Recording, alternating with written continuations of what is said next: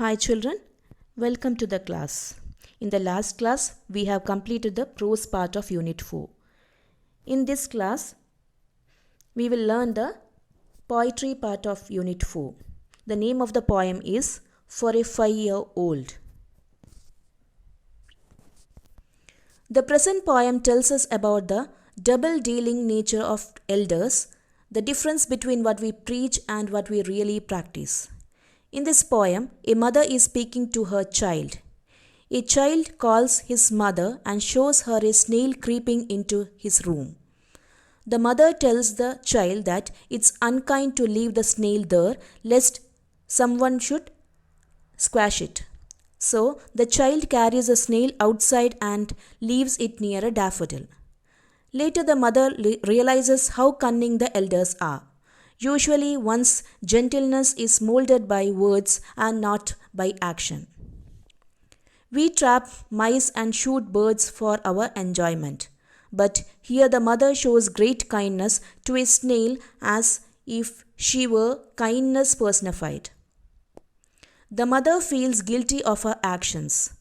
This poem is a satire against the belief that we can mold our children rather than by our words, than by imitation of what actually we do. There is a humorous saying, "Do what I say and not what I do."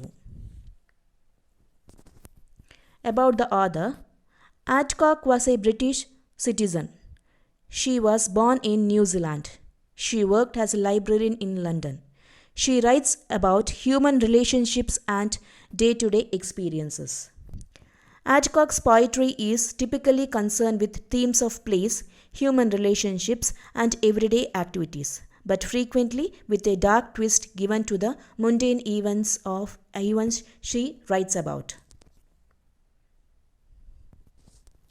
In this poem, For a 5-Year-Old, the poet ironically points out the contradictions in our day-to-day dealings of life. She points out the differences between what we preach and law we act. She ironically points out that by nature, human beings do not practice what they preach. So we will read the poem. A snail is climbing up the windowsill into your room after a night of rain. You call me in to see, and I explain that it would be unkind to leave it there. It might crawl to the floor. We must take care that no one squashes it, you understand. And carry it outside with careful hand to eat a daffodil. In this stanza, the poet illustrates this human behavior by narrating an imaginary episode in which she imagines her 5-year-old child calling out to her after it sees a snail climbing up the windowsill after a rainy night. The mother, here mother means the poet, goes to the child's room and explains that it would be unkind to leave it there because it might climb down to the floor. So it is better to take care of it before someone unknowingly squashes it. She asks the child to pick it up carefully and carry it outside to the garden and leave it there to feed on daffodil flowers. I see then that a kind of fate prevails.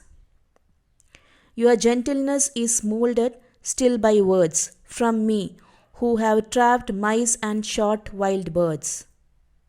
From me who drowned your kittens, who betrayed your closest relatives, who purveyed the harshest kind of truth to many another. But that is how things are. I am your mother and we are kind to snails.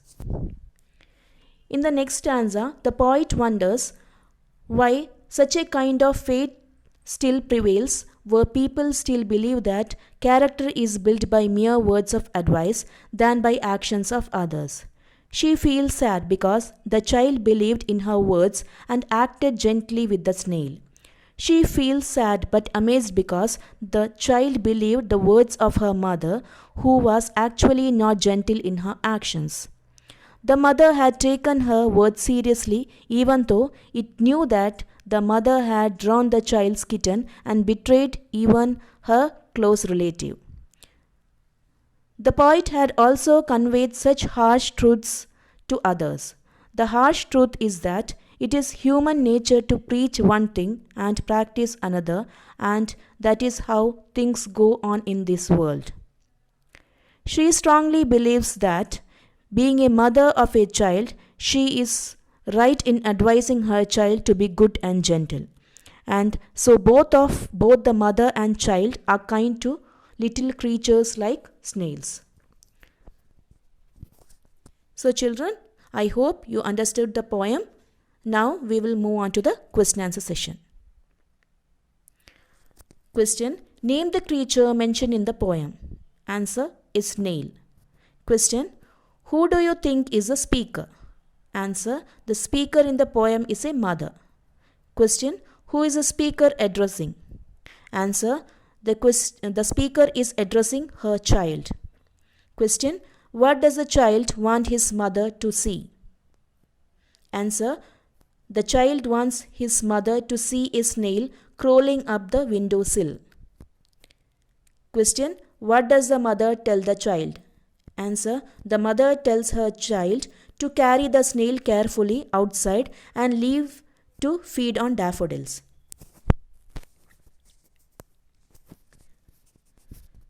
Question: why does the mother say a kind of fate prevails?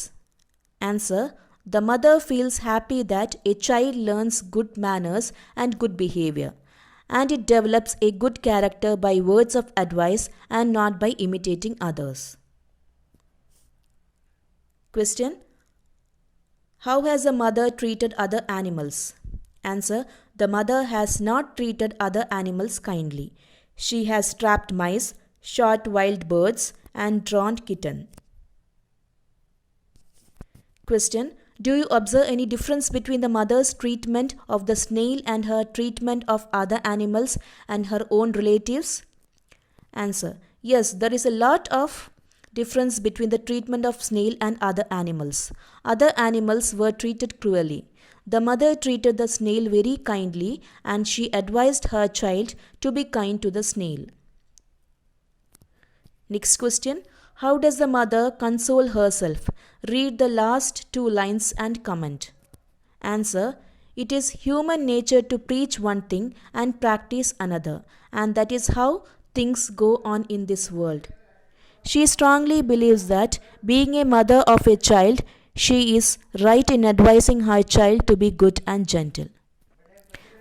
So dear children, that's all for the day. See you in the next video. Thank you.